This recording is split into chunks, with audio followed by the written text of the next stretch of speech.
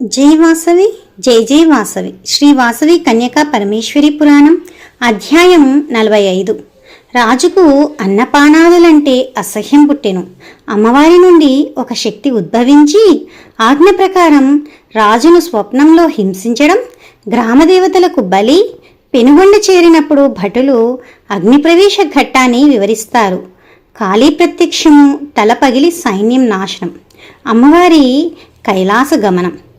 అంతఃపురానికి వచ్చిన రాజు బడవాగ్ని జ్వాలల నుండి ఉక్కు సముద్రంలా చాలా ఆకలితో ఉన్నాడు. అప్పుడు అంతఃపురం స్త్రీలు చూడ్డానికి అందంగాను పరిమళ భరితంగాను ఉండే అన్నాన్ని బంగారు పాత్రల నుండి శాకాది అనేక పదార్థాలను, చల్లని ఉదకాలను తెచ్చి రాజు పట్ల భక్తితో భయంతో మెత్తని తాటాకు విసనకర్రతో ఊపుతూ దూరంగా నిలబడ్డారు.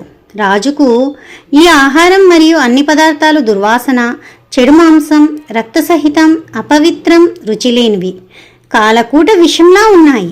అప్పుడు రాజు కోపోద్రిక్తుడై వంటవారిని బెదిరించాడు. ధూర్తులారా, పాతకులారా, ఇదే రకమైన అన్నం, నేను దీనిని తిని నా రుచిని చెడగొట్టుకున్నాను. ఇది ఎవరు తయారు చేశారు? మీరు నిజం చెప్పకపోతే మీ శిరచ్ఛేదం ఖచ్చితం అన్నాడు. అప్పుడు వంటవాడు, ప్రభూ, అది అలా ఎందుకు ఉందో మాకు తెలియదు. మేం బాగా చేశాం, మరెవరూ చేయలేదు. మమ్మల్ని చంపినా ఇంతకు మించి నాకు తెలియదు అన్నాడు. వంటవాడిని బెదిరించి రాజు ఆహారాన్ని తిరస్కరించాడు.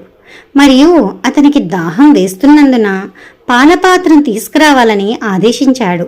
పాలకుండలో పురుగులు ఎగురుతూ ఉండడం చూసి రాజు విరక్తితో దాన్ని తిరస్కరించాడు. ఆకలి దాహంతో బాధపడుతూ సర్పంలా నిట్టూర్చుతూ వాసవి శాపంతో బాధతో మంచం మీద దొర్లుతున్న రాజు కారణం లేకుండా విలపిస్తూ నవ్వుతూ బాధపడ్డాడు. అనంతరం అంతఃపురంలోని అందమైన స్త్రీలు రాజు వద్దకు వచ్చి, ప్రభూ, నీ హృదయానికి ఇష్టం లేనందున నీవు చాలా విచారంగా మాట్లాడుతున్నావు. ప్రసిద్ధ ఉత్సవాలలో రేపు ఉదయం పెళ్లి జరగాల్సి ఉంది.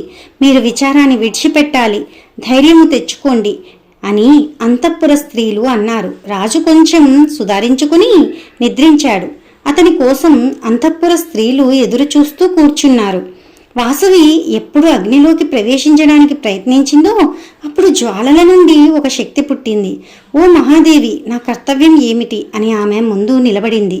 అప్పుడు వాసవి శక్తి, త్వరగా ఇక్కడి నుండి మంత్రియుక్త రాజు విష్ణువర్ధనుడి వద్దకు వెళ్ళి అతని తల పగలగొట్టి ఉచ్చులతో బంధించుకొని రా అని ఆదేశించి యోగాగ్ని ఊహించుకొని ఆమె స్వయంగా దానిలోకి ప్రవేశించింది. వెంటనే ఆ భయంకరమైన ఆ శక్తి అక్కడి నుంచి వెళ్ళిపోయింది.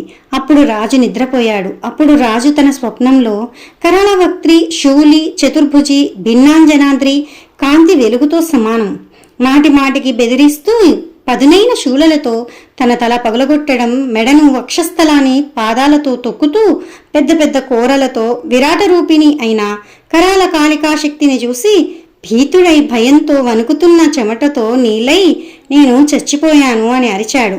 నైపుణ్యం కలిగిన అంతఃపుర ముసలి భటులు రాజుతో, ప్రభు, వివాహాన్ని కోరుకునే మీరు మీ కులదేవతలైన గ్రామదేవతలను ఆహారంతో, జంతుబలితో సక్రమంగా పూజించాలి. అలా చేయనందుకే వాళ్ళు ఇబ్బంది పెడుతున్నారు అన్నారు. అప్పుడు రాజు, మీరు వెళ్ళి 100 మనం బియ్యము, 100 మేకలను బలిచ్చి సక్రమంగా పూజించండి అన్నాడు. ఆ తర్వాత రాజు రాత్రిని హుందాగా గడిపాడు. ఉదయం మందిమాగధర గానంతో మేల్కొన్నాడు. పీడకల గురించి మదనపడుతూ మన్మథ బాణంతో ఆనంద పరవశుడై భేదాన్ని మరిచిపోయాడు. తరువాత నిత్య కర్మలు ముగించుకుని బ్రాహ్మణులకు అనేక దానములు చేసి నమస్కరించి అంతఃపురమును విడిచి మంత్రి, సేనాధిపతి, భటులు, పురోహితులతో కలిసి ఆస్థాన మండపమునకు వచ్చాడు. అప్పుడు రాజు విజయ అనే మంత్రిని చూసి వెంటనే ప్రయాణం ప్రారంభం కాని అని చెప్పగా మంత్రి తన పరివారాన్ని సమీకరించి, ప్రభు, అంతా సిద్ధంగా ఉంది అని చెప్పగా రాజు సంతోషంగా వెళ్ళిపోయాడు. తెల్లవారుజామున ఏనుగుపై కూర్చొని తన పదాతి దళాలను ముందుగా ఉంచి వెనుక అతని పరిచారకులు చతురంగ బలము నడుస్తూ సూర్యోదయం కాలానికి భగ్నం అనే పురాణానికి చేరుకున్నాడు. అప్పుడు పెనుగొండ నుండి వచ్చిన దూతలు రాజును కలుసుకుని ఆయనకు నమస్కరించారు. రాజు వారిని అంతా సిద్ధంగా ఉందా అని అడగగా భటులు సమాధానం చెప్పలేని స్థితిలో ఉన్నారు. వణుకుతున్న దూతలను చూసి రాజు భయపడకు, నిజం చెప్పు అనగా, రాజా, ఆ వైశ్యుడు నీకు భయపడి నగరాన్ని కళ్యాణోత్సవంగా అలంకరించి కన్యతో అగ్ని ప్రవేశం చేశానన్నారు. అప్పుడు భ్రాంతుడైన అతను ఏమిటిది అని హతప్రాణునైనాడు. అప్పుడు కాళికాదేవి అతని ముందు నిలబడింది.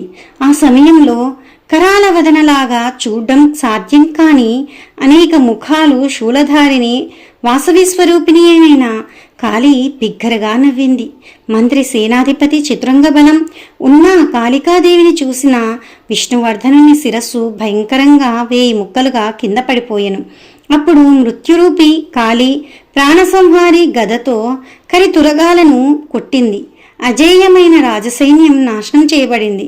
రాజు శరీరం నుండి జ్వాలలేని నిప్పులాంటి జ్యోతి వెలువడి కాళీ పాదాల చెంత చేరింది. ఆ తర్వాత సిద్ధులు, ఉరగా, కిన్నెరల నుండి స్తుతింపబడి పరమేశ్వరునికి ప్రీతిపాత్రమైన వాసవీదేవి కాళికాదేవితో కైలాసాన్ని స్వీకరించింది. విష్ణువర్ధనుడు వాసవి వాక్యం లాంటి వజ్రాయుధముతో ముక్కలైపోయిన శిఖరం లాంటి శిరస్సుతో, విష్ణువర్ధనుడు పర్వతరాజు భృత్తులతో, పల్లకీలతో, కరితురగాలతో, మంత్రులతో మరణించాడు. జై వాసవి, జై జై వాసవి.